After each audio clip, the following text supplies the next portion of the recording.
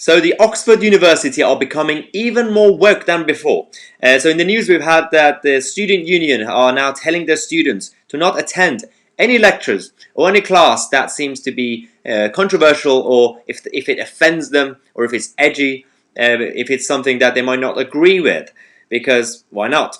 And the whole academia has been now dominated by the left-wing liberal woke people for a long time. It's getting worse and worse. There is a counterculture movement against it. Today we're joined by a social conservative political commentator who's going to be talking about this. So let's go straight to him and discuss this whole issue. So now we're joined by Daniel McElhinney, who is a political commentator. So you go to Oxford University.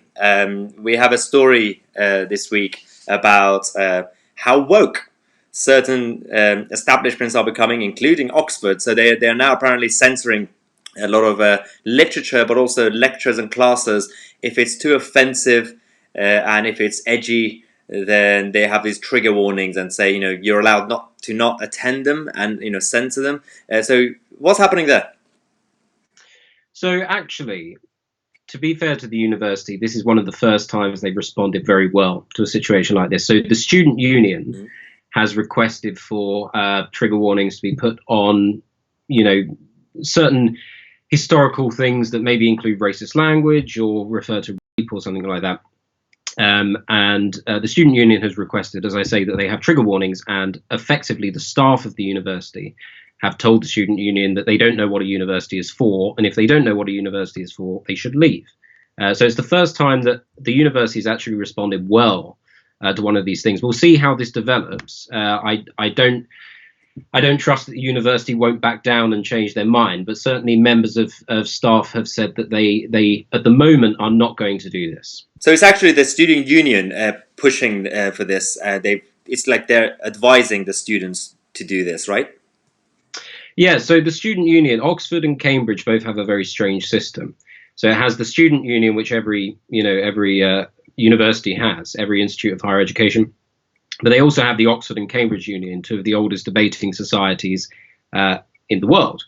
And so nobody takes the student union seriously in Oxford or Cambridge because they're subpar, they're nothing. People that want to be involved in student politics go to the Oxford or Cambridge unions. They don't bother with the student union. The student union is full of people that, dye their armpit hair and protest people like Ben Shapiro calling them Nazis. These are the kind of people that are just utter morons. Wow. This is a weird situation. But how did our top establishments turn into this? Because, for example, Oxford and Cambridge historically were very conservative. You had like conservative families, and like conservative, the small c, and you had all the rich and the elite going there. Now it's turned into this liberal hippie land. And why? Well, the trouble with this is effectively guilt. People have been told for ages at Oxford and Cambridge, because they're predominantly from private schools and, they're predominantly white and upper to middle class. So they've been told for years that they're disadvantaging the working class, the black and ethnic minority students. I mean, this is just not the case, but it's been drummed into people so much that they feel, guilty. We see it around the world. The people protesting Brexit, for example, which I know you care about, they're not the working class people, right? They're the champagne socialists. They have Waitrose picnics on government lawns and think that constitutes civil disorder. It's absurd. Yeah, it is an element of self-guilt. A lot of these kids actually are from privileged backgrounds. They're champagne socialists. Their parents happen to be rich, and the kids are probably like rebelling against their parents. And it's the whole white guilt and the politics of envy.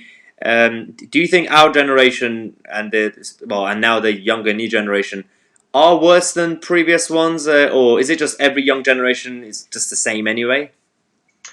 Well, Churchill said that if you're right-wing when you're young, you have no heart. If you're left-wing when you're old, you have no brain. And so neither me or you have hearts. I hate to say it, Maya.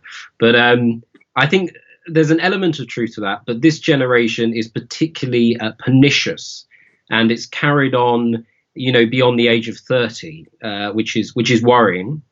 I think the generation below us is showing signs that they might be more conservative, and I hope that that's the case. But, we've got a group at Oxford University that campaign to disband, to destroy Oxford and Cambridge University. These are students, and their justification for destroying Oxford and Cambridge University is that Oxford supports Nazis. They held these big signs. The Nazis in question were Jordan Peterson and Douglas Murray. I mean, it's a nonsensical, and it devalues genuine racism. We don't take it seriously anymore. Yeah, and because you had yesterday Owen Jones and Alistair Campbell on Twitter attacking Michael Gove because on his bookshelf we had controversial books. He had like hard left, hard right, everything sort of literature. But then they said just because you read them, that means you are them. Is it another problem that we have, that certain people, especially on the left, that don't want to be exposed to new ideas? Well, I'm amazed that you're not blocked from Owen Jones's Twitter yet, Maya. You're not working hard enough. But yes, you're absolutely right. Of course, people are. They're terrified of new ideas. They're terrified of having their own ideas exposed. On my bookshelves, I have I run the gamut of politics, religion, everything. Reading something does not constitute believing it. It's that people need to learn new ideas, need to expose themselves to new ideas. It's important to be dangerous in the ideas that you look at. The only way you can prevent the tragedy of the past is by learning from it.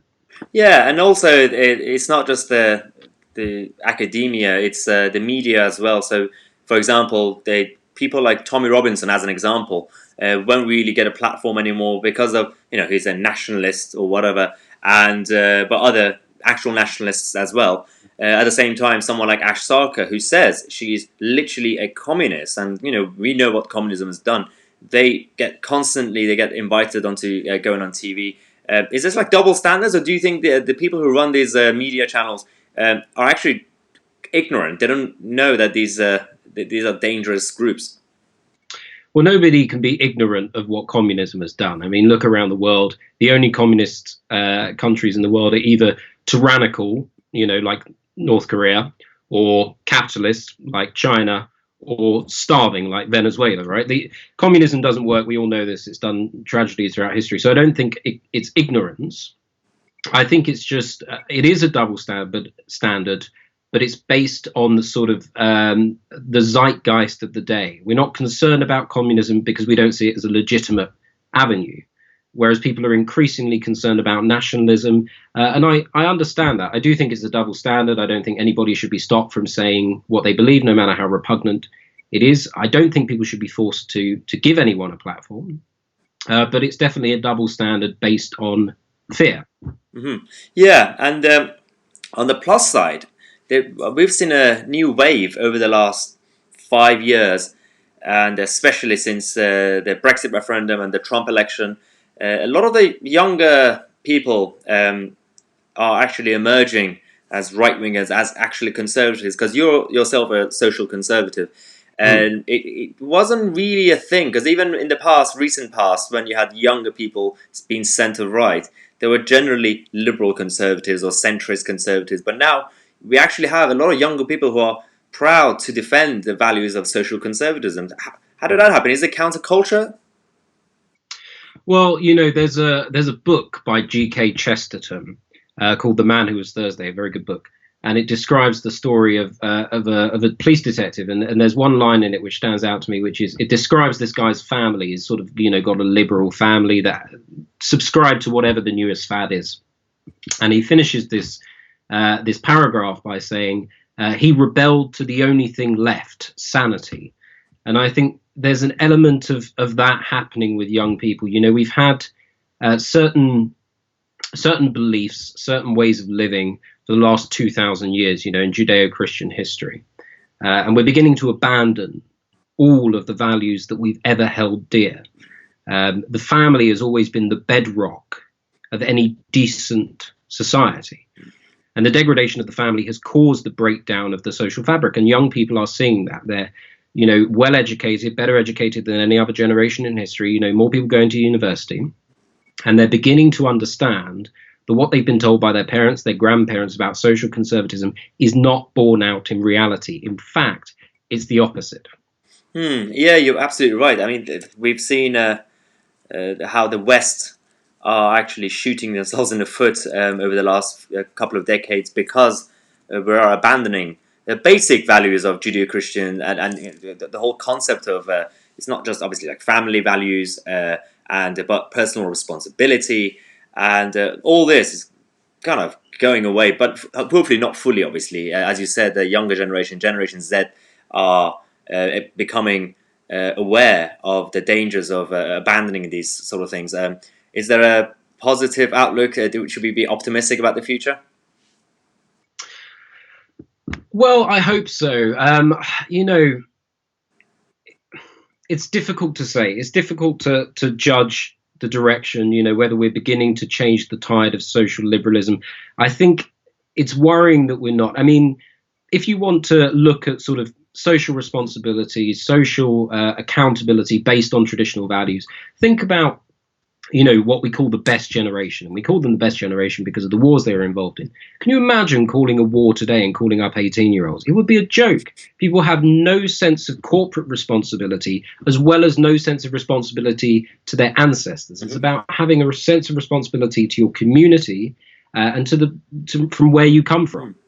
Yeah, you're right. And that reminds me, the last thing I was going to ask you and talk about is how people on the right, the advocates, the activists are leading these movements. Again, in America, we have people like Ben Shapiro and others, even here, some people. And but there also you have other type of people who are doing it. You had Milo Yiannopoulos, you have Paul Joseph Watson and others. There are the two different types of how to do it. And I feel like we're going through a phase where people on the right are more busy attacking each other. So Ben Shapiro gets attacked by the people on the right for not being too provocative or too fun, and for sometimes understanding the other side. And then on the other hand, people like Ben Shapiro then completely criticize the provocateurs and say that, you know, you need to calm down. Is this a problem we have on the right, that we can't just be united? We're just attacking each other all the time. Well, I think the problem of attacking each other is much worse on the left than it is on the right, which is a wonderful sign. They're tearing each other apart, and that's the sign of somebody that feels they're losing grip. You know, they've won the culture war, but they're slowly beginning to lose grip. In terms of on the right, provocateurs have their place. They always have. They get people to think about ideas they've never thought about in provocative manners. Now, I think there's a way to do this. I think there's a worrying trend of provocateurs going towards the far right, which is certainly not what we want. However, the provocateurs that are staying in the sort of in the realm of acceptability are doing the job of drawing people in, while those sort of Ben Shapiro intelligentsia types are doing the job of backing up that belief, embedding that belief, and basing it entirely on fact, because that's what it comes down to. Right-wing ideology, conservative ideology, true conservative ideology is based on fact and history, and left-wing ideology is based on feeling and fantasy. I mean, that's it. That's a good quote. I might turn that into a t-shirt. Yeah. No, it's one of the conversations we could really talk about for hours and hours, and hopefully after this lockdown we'll do it in person. But how are you handling the whole thing? Because I can see from your hair and your beard it's getting out of control. It's called lockdown chic, Maya. Lockdown chic. It's a new thing. Yeah. But this summer's hottest look. Yeah. Yeah. No. Thanks again for coming on the show, and hopefully we'll do it again soon. Thank you for having me. Well, thanks again for watching today's show. If you enjoy the content, if you're new to the channel, then don't forget to subscribe and click on that bell next to it so you get notified. We have a daily news show at 5:45 p.m, but we also have a daily vlog at 8 p.m. And I want to say massive thank you again, as usual, to our members and supporters of this channel. If you want to become a member, check out the link in the description, or find the join button next to subscribe, or you could just go on your browser and type in youtube.com/mytc/join. What we'll do is we're going to be doing a lot more interviews in the coming days, and so there will be a different playlist on the channel where you could actually find all the interviews there. So do that, and I'll see you guys tomorrow with a new video.